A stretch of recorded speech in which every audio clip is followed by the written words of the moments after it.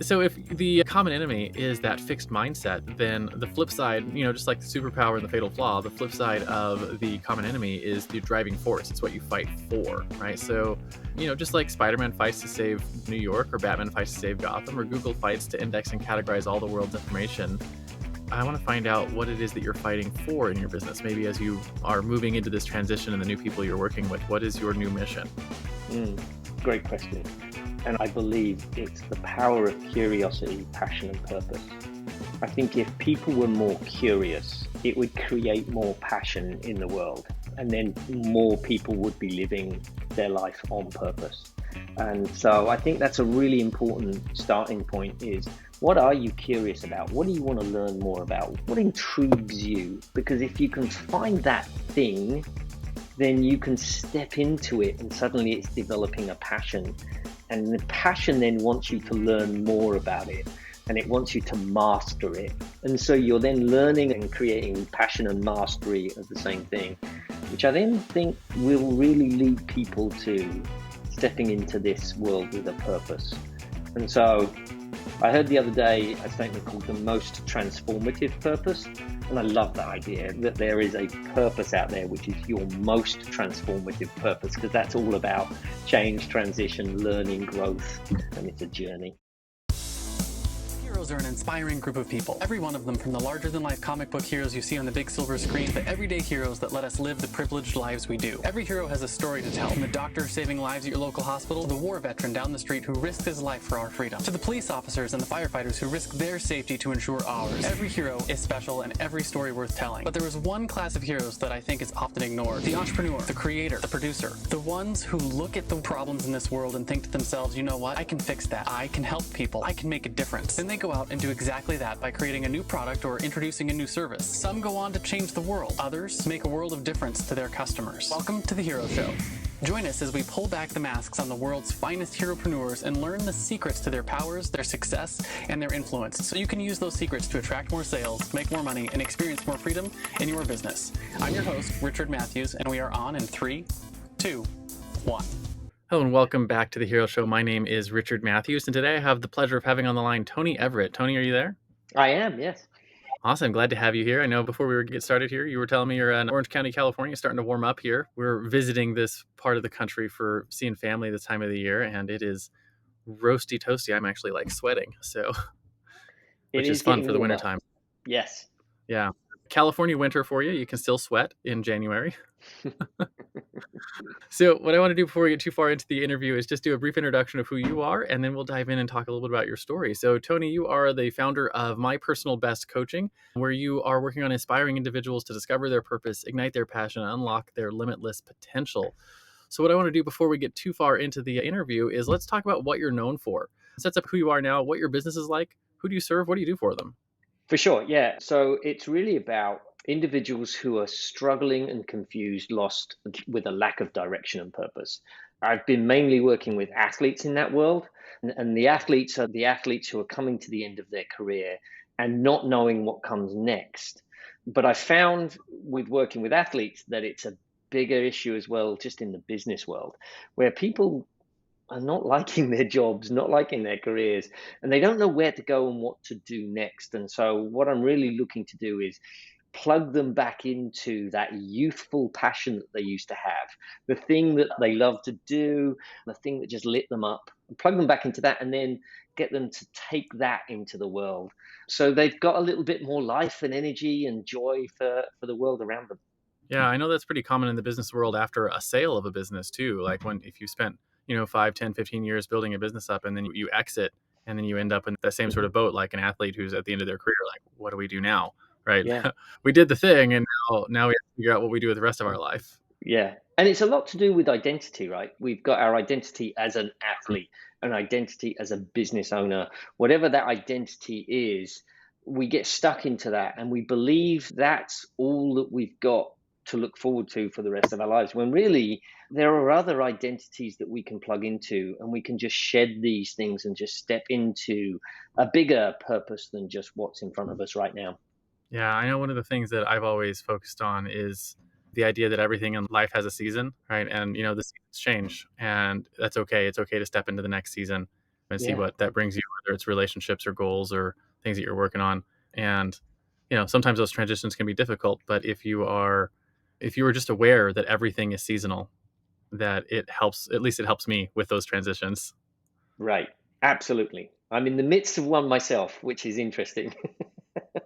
Yeah, my wife and I are working on it this year. We've been traveling in an RV for 7 years, and we're working on buying a sailboat and transitioning to traveling that way. And it's going to be huge, a huge change. I mean, everything from all of our routines with our kids to all of our routines with our business. So it's going to be a big shift. And so, we've been doing a lot of prepping for that, just knowing that the transition is going to be coming. Yeah, fun times So. ahead then. Yeah. So what I want to dive into then is your origin story. One of the things we talk about this on this show all the time is that every good comic book hero has an origin story. It's the thing that made them into the hero they are today. And we want to hear that story. Were you born a hero, or were you bit by a radioactive spider that made you want to get into business and become a coach? Or did you start in a job and eventually become an entrepreneur? Basically, we want to know, where did you come from? Yeah, definitely not born a hero. I was born in England. Actually, I was born in Germany, but lived in England. So I was born in Germany, moved to England when I was very small. Mum and dad grew up in that council house tenancy of England, which is basically a projects, would be the similar thing over here in America. So grew up with very little and kind of felt like I struggled through that life and just fell into things and was just constantly building an idea of who I was and where I was going. Fell into sales quite early and became fairly good at selling stuff that kind of fit my personality. And then I spent some time in the Navy and came to America with the Navy. And I said back then that one day I'm going to live in America. I'm going to move here one day. And sure enough, an opportunity came along my way and I jumped at it and moved over here. But even still, then kind of lost, didn't know where I was going, confused, directionless, just kind of selling to get by. And then I found this idea of youth coaching, so coaching kids soccer, and it lit me up. So didn't get bit by a radioactive spider, but certainly got bit by the bug of coaching kids and the joy that brings. And that was the starting point of something new for me because it was something that I love to do. I grew up playing sports, so I love to be around it, but I didn't know that I loved coaching it. So that was how I got to where I am today, effectively. Awesome. So, and was it always soccer that where you were coaching, or did you coach in different sports? No, it was always soccer. You've got to know your limitations when you're into these things. I love sports, but I don't know a great deal about basketball and football and the rest of the sports in America. But I do love the game of soccer, and I've been around it all of my life. I never played at a level, but I've always played. And so I got it. And what was more important when I stepped into coaching youth soccer is my focus on the kids as holistically. It wasn't just about skills and drills, it was about their well-being, social emotional character education, that type of stuff. So as I stepped into coaching club soccer out here in America, I found this desire to want to connect with kids and help them become their best version of themselves. So that's when I started a nonprofit, which was Pure Game, and I've been running that for the last 17 years. And it's all about just the joy of the game, positivity, encouragement, really using my strengths to build into these young kids. Yeah, absolutely. So it was finding something that you were passionate about that really helped drive your career. So what I want to talk about then is, over the course of that career, the superpowers that you developed, right? So every iconic hero has superpowers, whether that's a fancy flying suit made by their genius intellect or, super strength. In the real world, heroes have what I call a zone of genius, which is either a skill or a set of skills Mhm. that they were born with or they developed over the course of their career. And the way I like to frame it for my guests is, if you look at everything, all the skills you developed over your career, there's probably a common thread that ties all of those skills together. And that common thread is probably where you find your superpower. So, what do you think your superpower is in this coaching world and helping people deal with the transition in their life? Yeah, I put a lot of thought to this actually over the course of time because I moved from coaching kids youth soccer to coaching adults in life transitions and all of that good stuff. And one of the things that I'm really good at is connecting with people. And I mean that by when I sit and talk to them, I've got this ability to put them at ease early on in a conversation so they feel relaxed and able to communicate. And within that, there's the encouragement and positivity and seeing the best in people. So seeing a superhero in other people, but the superpower is definitely putting people at ease and making them feel relaxed in themselves. Yeah, that's really good. So making people feel at ease and relaxed in themselves. And it's an interesting superpower. I've never had anyone say that on this show before. And so I'm curious, just from your standpoint, how do you think you developed that superpower? And what do you think that actually does for people? Like, how does that impact their outcomes? That's a good question. I think it was just developed with throughout my years. I've always struggled. I've always had to work hard to get to where I'm at. It's always been this grind and overcoming situations. And you can't really do that on your own. You've got to do that with people. And so I think it was just developed in the arena of connecting with people and having them. When you connect with someone, they're typically on guard because they don't trust you, right? And so they typically want to know, well, what do you want from me? But if you can go into a conversation and meeting someone with the ability to put them at ease and say, hey, I'm not after anything. I'm just here to connect, want to talk, which then leads me into what does it do for them? What it does for them is it helps them understand that they can look at themselves rather than holding a wall up against me, if that makes sense. Yeah. They don't have to be on Well, guard. Say that again, sorry. it allows them to take their mask off and just be Yes, themselves. there you go. That's exactly it. You phrased that better than I could ever.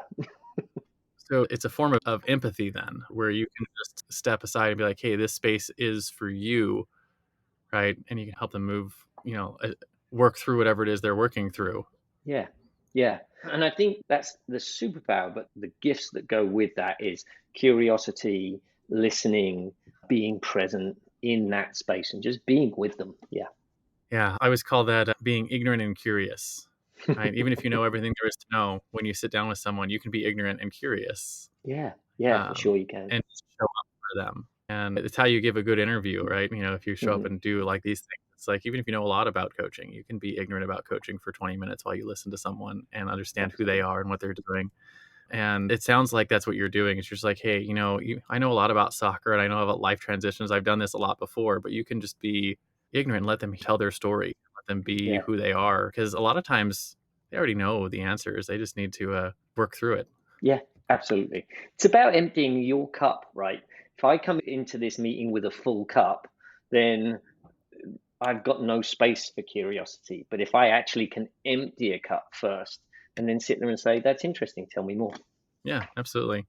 So I want to talk about the flip side then, right? Every superpower has the flip side, the fatal flaw. And so, every Superman has his kryptonite. Wonder Woman can't remove her bracelets of victory without going mad.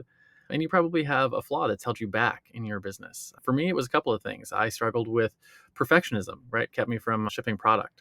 And I also struggled with a lack of self care, which basically amounted to not having a good relationship with my time and my boundaries with my Mhm. clients and stuff like that. But I think more important than what the flaw is how have you worked to overcome it so that you can continue to grow your business and continue to help your people succeed? Yeah, mine is from my childhood, just growing up. I wouldn't say with poverty, but in that world of lack was my lack of self-worth. I never really believed in myself. I never believed I was good enough.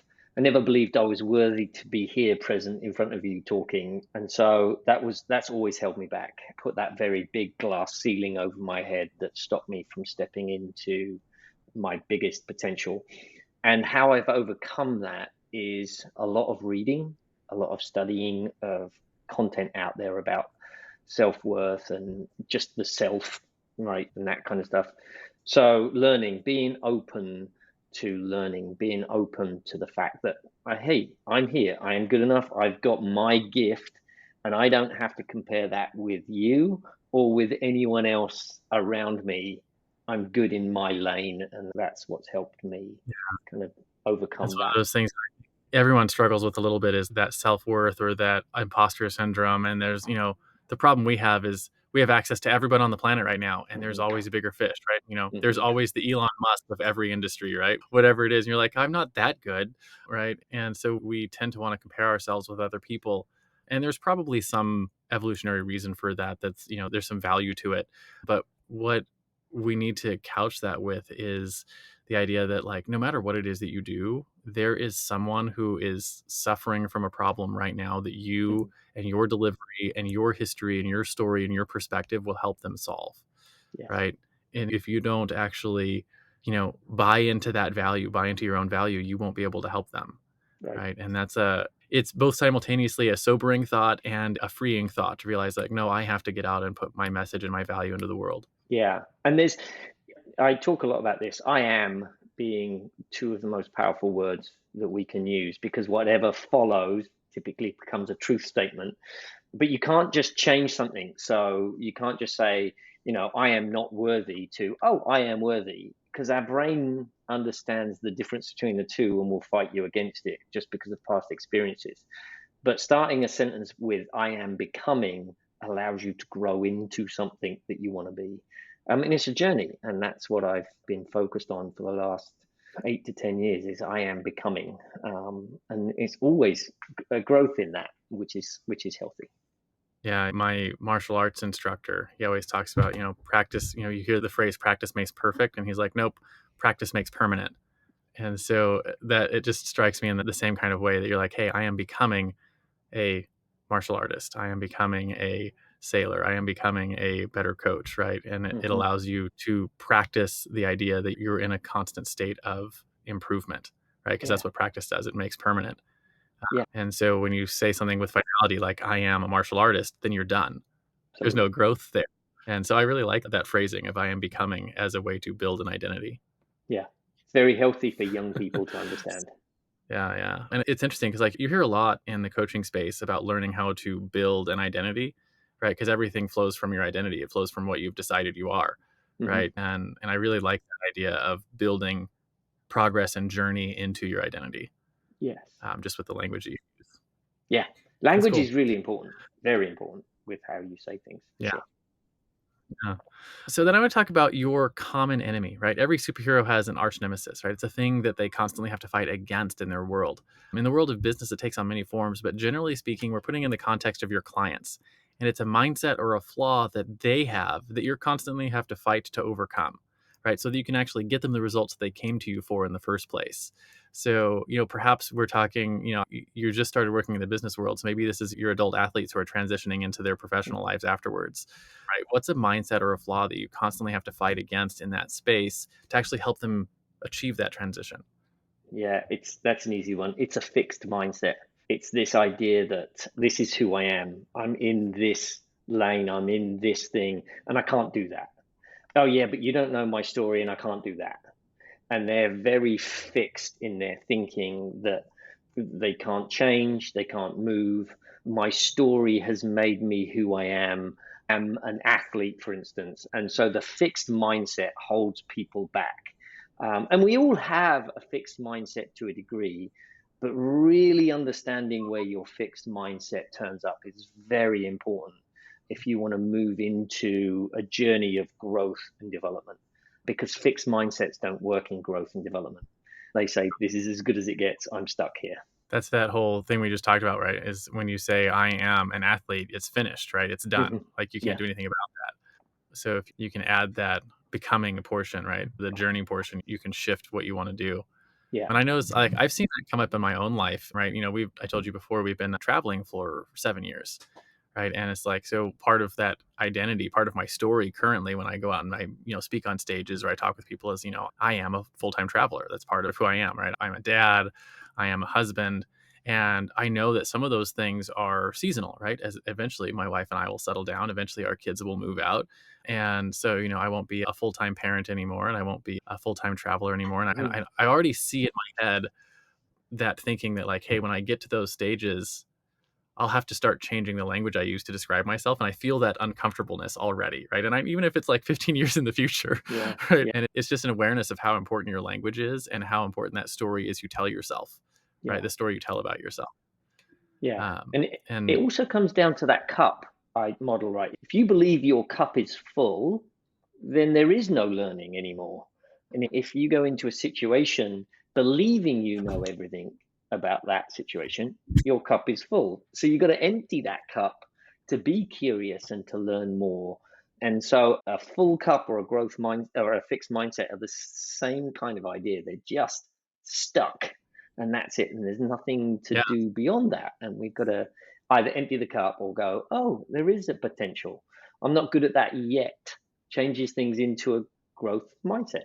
Yeah. One of my favorite metaphors for that is the fruit on the vine, right? You never want to be ripe because if you're ripe, the only way to go is rotten. But if you're ripening, right, then you still Yeah, have more to go.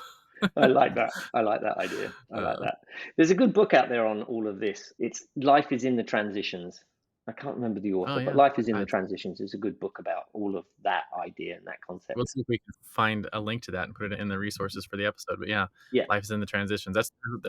You don't even need to know anything else. Just that's where everything happens. It's true. right. Yeah.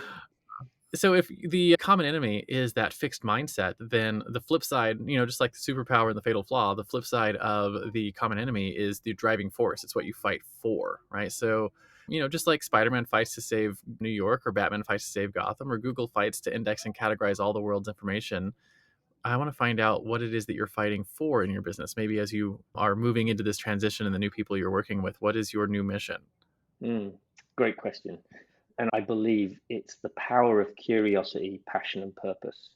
I think if people were more curious, it would create more passion in the world. And then more people would be living their life on purpose.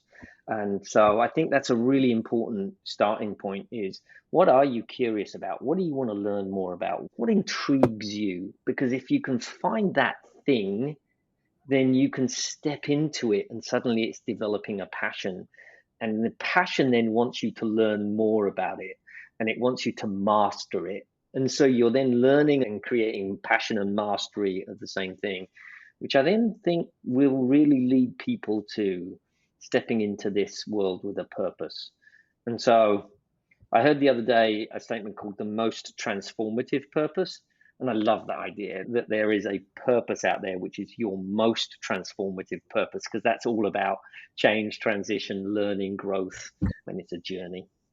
Yeah, I like that. And I know one of the things that I've always preached to my children and occasionally to my clients when they ask is this idea that passion is not a thing that you discover, it's a thing that you develop, right? And so my phraseology for that is mastery begets passion.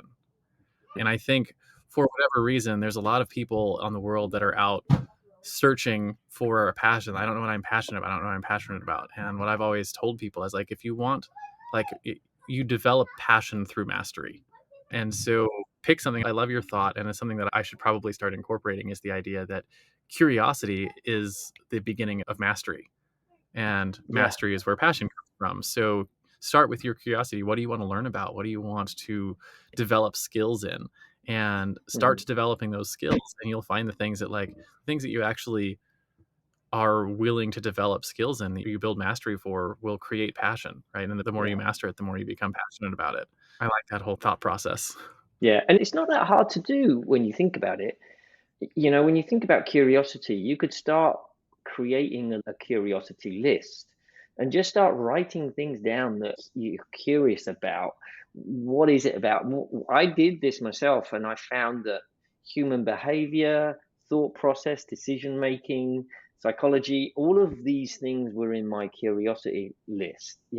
Why did you start traveling in the first place? What drove you to do that? And then, so I'm curious about all of those decisions and behaviors. And then when you get the list and you kind of put them into categories and then put them over each other, those categories, there's overlaps. And if you can play and look to find mastery in those overlaps, then suddenly you find a passion.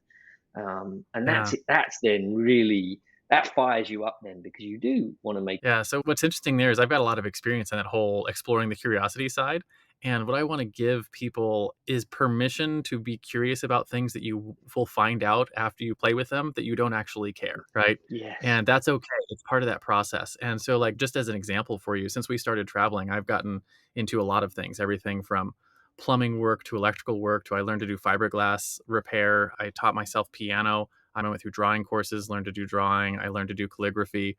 And, my son and I are learning to windsurf right now, martial arts. We're learning martial arts. And so, like, I've always got at least one, if not two or three things that are outside of work that I'm just constantly exploring curiosities. And I found things that Mm. I, I did a cabinet making, right? I redid all the cabinets in our house and built a desk and built a bunk bed and built a table and built some other things.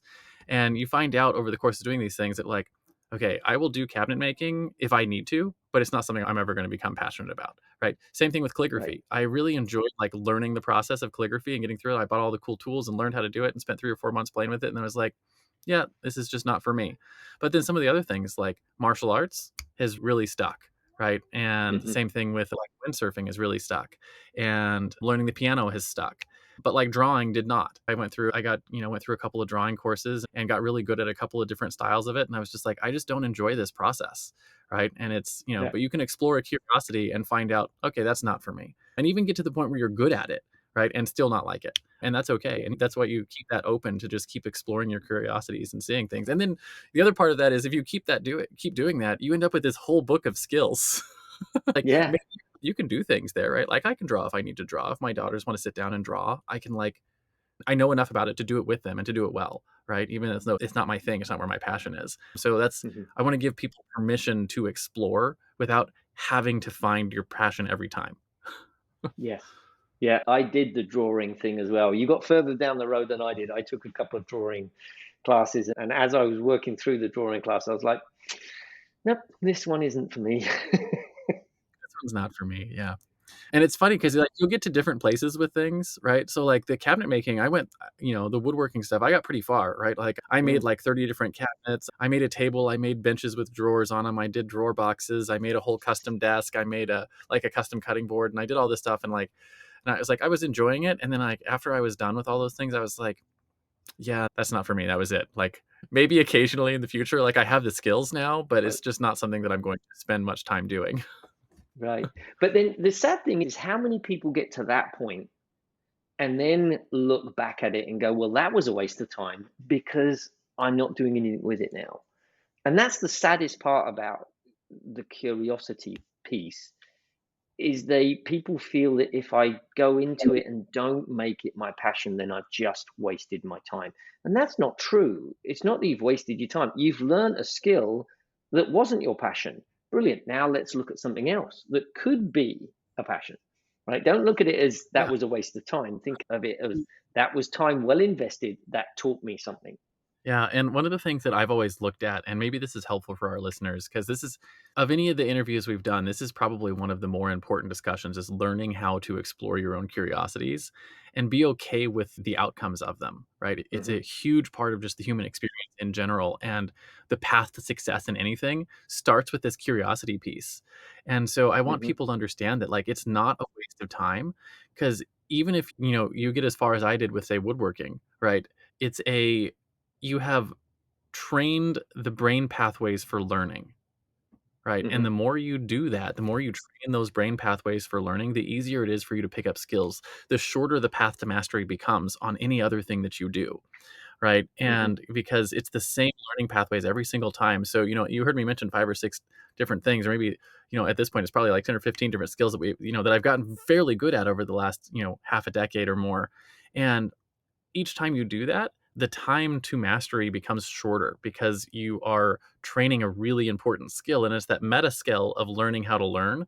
And that's a really useful skill. So, no matter what it is that you're exploring the passion, if you go through that process, it's never a waste of time, right? It's Right. always worthwhile. Yeah, 100%.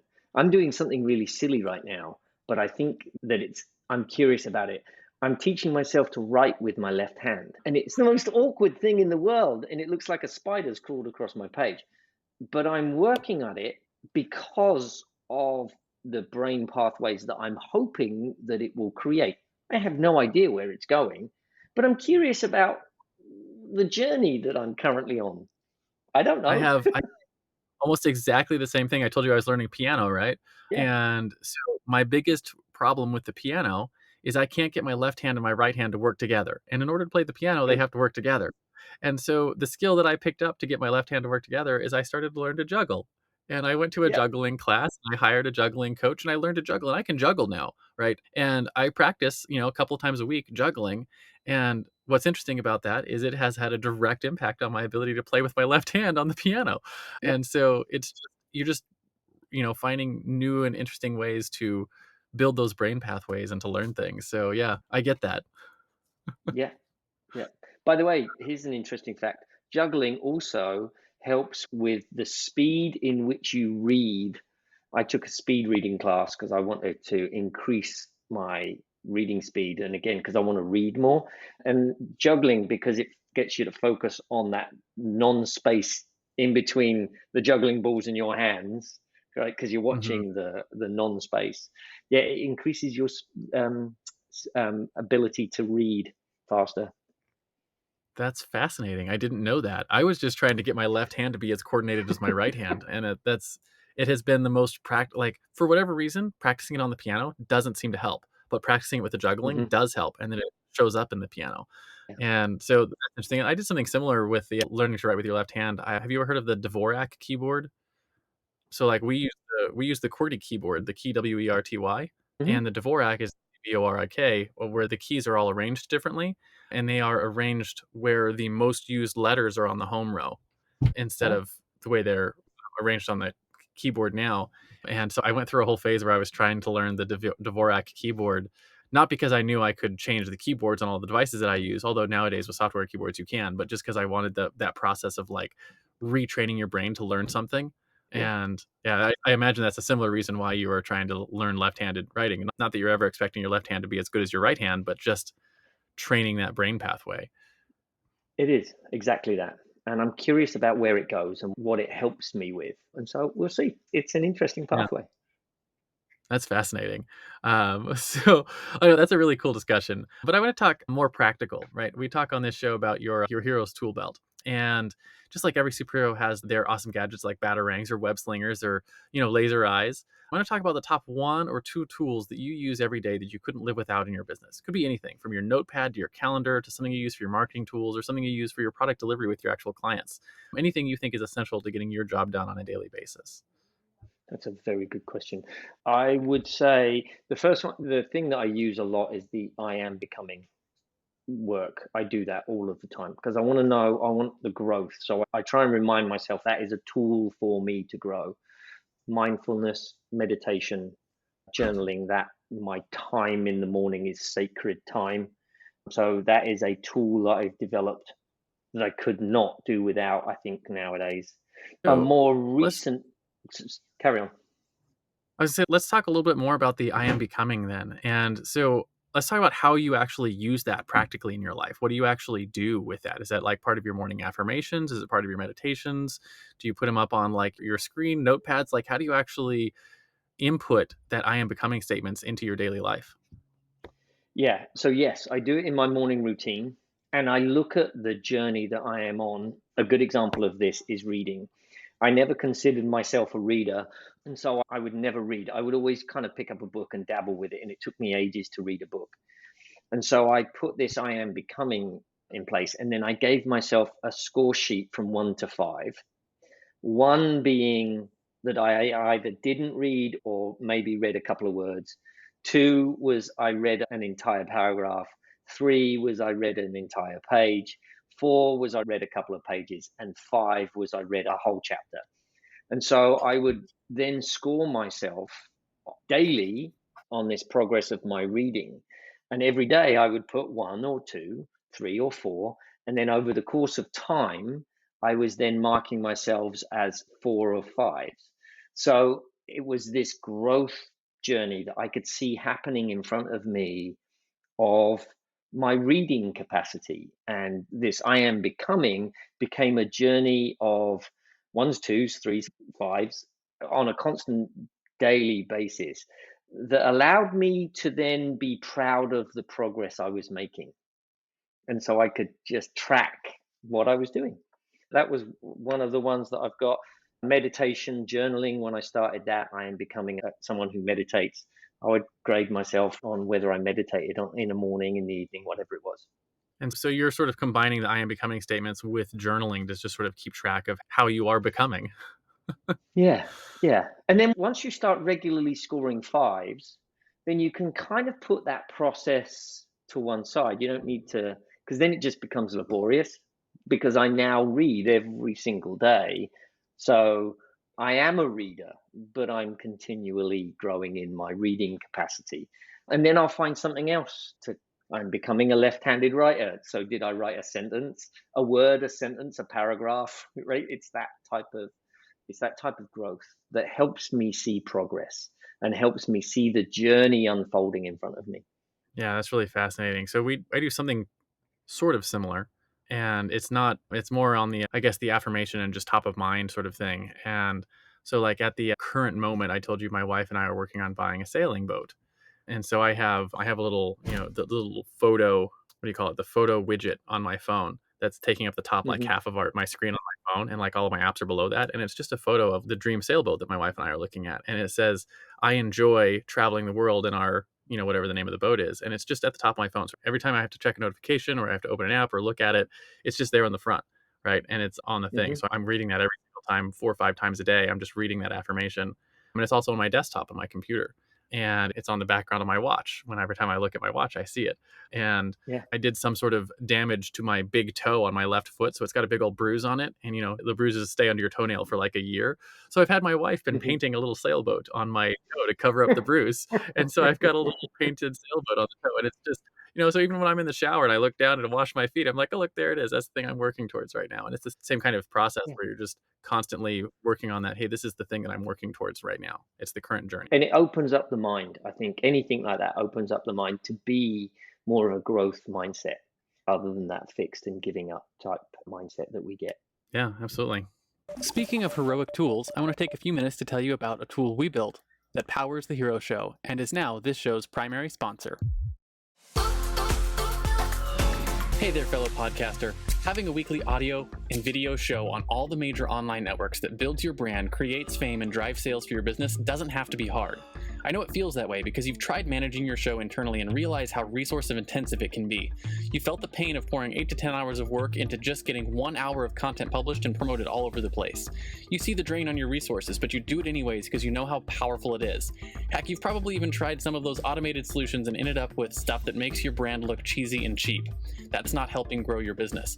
Don't give up though. The struggle ends now. Introducing Push Button Podcasts, a done-for-you service that will help you get your show out every single week without you lifting a finger after you've pushed that stop record button. We handle everything else: uploading, editing, transcribing, writing, research, graphics, publication, and promotion, all done by real humans who know, understand, and care about your brand almost as much as you do. Empowered by our own proprietary technology, our team will let you get back to doing what you love while we handle the rest. Check us out at pushbuttonpodcast.com/hero for 10% off the lifetime of your service with us, and see the power of having an audio and video podcast growing and driving micro celebrity status and business in your niche without you having to lift more than a finger to push that stop record button. Again, that's pushbuttonpodcast.com/hero. See you there. And now, back to the Hero Show. So I want to shift gears again and talk a little about your own personal heroes, right? So every hero has their mentors, just like Frodo had Gandalf, or Luke had Obi-Wan Kenobi, or Robert Kiyosaki had his rich dad, or even Spider-Man had his Uncle Ben. I want to talk about who were some of your heroes. Were they real-life mentors? Were they speakers, authors, maybe peers who were a couple of years ahead of you? And how important were they to what you have accomplished so far? Yes. So two spring to mind. There's a gentleman called Russ. His name is, I've always just known him as Coach Russ. And I've looked up to him because of his pathway. He was a big mentor and helped me launch the nonprofit to where it is today, 15 years in the making. He was a big part of that early on. He's now retired. I reached out to him just this week, actually, or just last week, and I'm going to go and meet him again. I haven't seen him for a couple of years. So Russ Williams is a big part of that. And another one is I'm in this transition, as I've alluded to. I'm stepping away from the nonprofit day job stuff that I've been doing. I'm still going to be doing coaching for personal best coaching, but I'm also stepping into an organization called Driven Leadership. And it's run by a gentleman called Eric McGrath. And he's been a massive part of my personal growth and development. And someone that he started a business, he's grown it, he's made things happen. And so looking up to him as well is someone that's important as a mentor and someone in my life that's really important. Awesome. Yeah. I always like that question because people always have different answers for like, who are the people that you look up to? And one of the things that always struck me about that question, and maybe you resonate with this, is a lot of times the people that you look up to and think that person's a hero in my life wouldn't even know that you look up to them as a hero. Mm-hmm. And so the way that's always struck me is like, there's probably people in my life who look up to me as a hero. And Yeah. the thing that always puts in my head is, am I worthy of that? Am I acting in a way that's worthy of that? And so it's always just a cool reminder to myself, essentially, to just continue to act and live in a way that's worthy of others people looking up at me as a hero. Yeah, it's very important to be aware of that, I think, because we're all on a journey and you only have to be one step ahead of someone else for them to be looking up at you, to be saying, I want to be that person. I want to move that direction. Yeah, for sure. Yeah, absolutely. So then I want to talk about your guiding principles, right? One of the things that makes heroes heroic is that they live by a code. For instance, Batman never kills his enemies. He only ever puts them in Arkham Asylum. So as we wrap up the interview, let's talk about the top one or two, maybe two principles that you live your life by, you run your business by. And, maybe something that you wish you had known when you started out on your own hero's journey, 17 years ago. Guiding principle number one is curious. Be curious. Just, I don't know anything. Ask questions. Be open. Yeah, go into situations not knowing, I think, is an important part of what's going on. Because as much as a coach coaches people in what they're doing, we don't know their story and why they're there. So Hmm. if we go into any situation with preconceived ideas or prejudices or anything like that, it can put us in a tough situation. So be curious, be open, find out their story, find out who they are. I think that's the number one guiding principle. And I wish I'd have known that years ago, because I went into it thinking that I knew everything, and here we go. And it didn't turn out too well early on. Yeah, curiosity is one of those like superpower principles that if you really understand what it means to be curious, you open Mhm. yourself up to a world of so many things. Like it makes, if every business you're in, you have to do sales of some sort. Curiosity is the foundation of good sales, Mhm. right? And if you want to pick up skills, curiosity is the foundation of picking up skills. If you want to travel, curiosity is the foundation of good travel, like good traveling experience. Like it doesn't matter what it is you're doing. Curiosity is the start of that. And it Yeah. is probably, if I had to list it up there with like some of the humans' greatest abilities, is our ability to be curious, right? It's Yeah. like right up there with our ability to have storytelling and to use language, right? It's like curiosity is what makes us not animals, Yes. right? It's one of those superpowers. So I couldn't agree more. Thank you. But I will say it's a recent finding. It's a recent discovery. I was never really able to put words into that until recently. And for whatever reason, I got curious about curiosity. And so I've read 6 or 7 books on the whole idea of curiosity in the last couple of months. And that's when I'm like, that's it. That's where I've been. That's where I've been wanting to go. So I cemented that in Yeah. really within the last couple of months. I have a newsletter I'm working on called Permission to Play. And as permission to play is the idea is that if you want to succeed in any realm, you have to give yourself permission to play. And Yeah. permission to play is really just another way of saying be curious, Yeah. right? Be young, be youthful, be interested Hmm. in the small things, right? That whole childhood mentality of being willing to play. That's how you succeed at anything. So For sure. Yeah, I love that. awesome. So I think that's a good place to wrap our interview. But I do finish every interview with a simple challenge I call the Heroes Challenge. And I do this to help get access to people who might not be out doing the podcast rounds and telling their stories. So we can sometimes find some really interesting stories this way. And the question is simple. Do you have someone in your life or in your network who you think has a cool entrepreneurial story? Who are they? First names are fine. And why do you think they should come share their story with us here on the Hero Show? First person that comes to mind for you. There's a gentleman called Clint Davis. He's started his own school and so many challenges in starting a private school in how he wanted to start it up. I think he would be a fantastic person. He's got an amazing story from where he came from to where he is to now. And the other one would be Eric McGrath. Both of those two fascinating people have created something incredible and would definitely be worth being a part of this. Awesome. Well, I'll see if we can reach out afterwards and maybe get an introduction. Sometimes they say yes, Hmm. sometimes they don't. But when they do, we get some cool stories to add to our library here. So in comic books, there's always the crowd of people who stay at the end and, cheer and clap for the acts of heroism. So our analogous to that here on this show is, as we close, we want to know, where can people find you? Where, if they need their help in the future, where can they light up the bat signal, so to speak, and say, hey, Tony, I'm going through a transition right now. How can you help me? Right. And so I think more important than where, though, is who are the right types of people to raise their hand and ask for your help. Yeah. So where is mpbcoaching.com? It's the website. You can find me on LinkedIn, Tony Everett. The right type of people are the people who are lost and confused.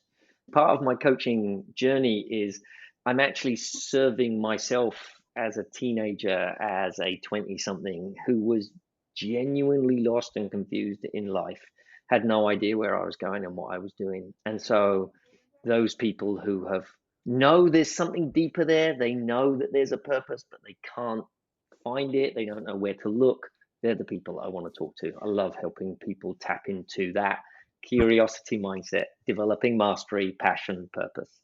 Awesome. So thank you so much for coming on today, Tony. Really appreciate getting a chance to hear your story and hear your way you think through curiosity in life, and just, navigating the seasonality that is present for everyone. So appreciate that. Thank you so much for being on the show today. Do you have any final words of wisdom for our audience before we hit the stop record button today? No, just stay curious. Kids, watch kids. They're so curious. I love watching kids and seeing what they do. Watch kids, stay curious. I love it. Thank you so much, Tony. Thank you. Thanks for tuning in to this week's episode of The Hero Show, where we work to shift the cultural narrative around entrepreneurship and celebrate the heropreneurs who make our world a better place. Don't forget to visit our website at theheroshow.tv, where you can subscribe to the show on iTunes, Spotify, or via RSS, so you'll never miss an episode. If you found value in our show, we'd truly appreciate a rating on iTunes. Or better yet, share it with a friend to help us spread the message of entrepreneurship as a force for good. Curious to learn more about the stories and insights of these incredible heropreneurs?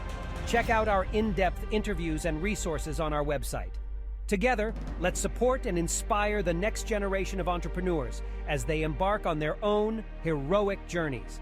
Join us again next week for another episode of The Hero Show, where we'll continue to explore the world of heropreneurs, their superpowers, and the positive impact they bring to our lives.